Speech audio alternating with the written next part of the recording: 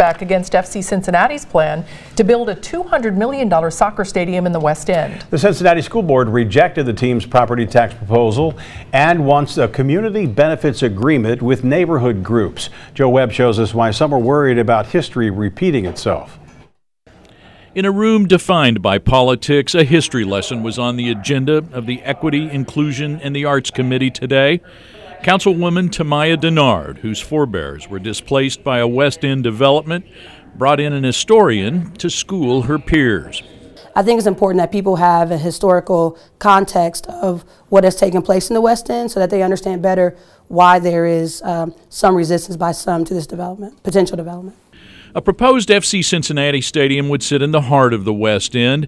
The city approved $37 million to support the project last year at an Oakley location, but could use most of that money in the West End.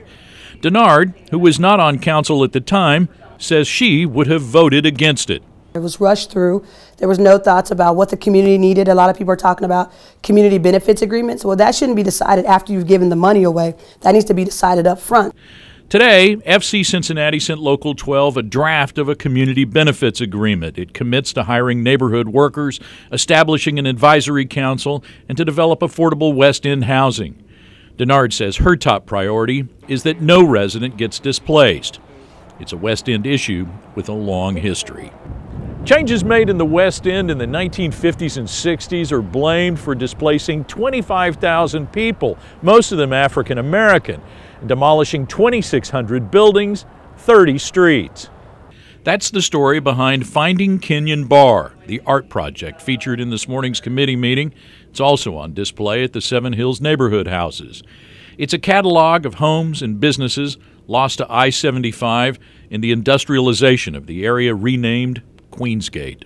If we're going to come into that community with another large infrastructure project, we need to be able to really listen to the voices of the community and respect the past that has brought us to this place. And to remember that there's a history here no one wants to repeat. In the West End, Joe Webb, Local 12 News. FC Cincinnati leaders say they need to have a stadium deal in place by the end of the month. Tamaya Dennard says she doesn't think that gives the city and the West End enough time to work out details.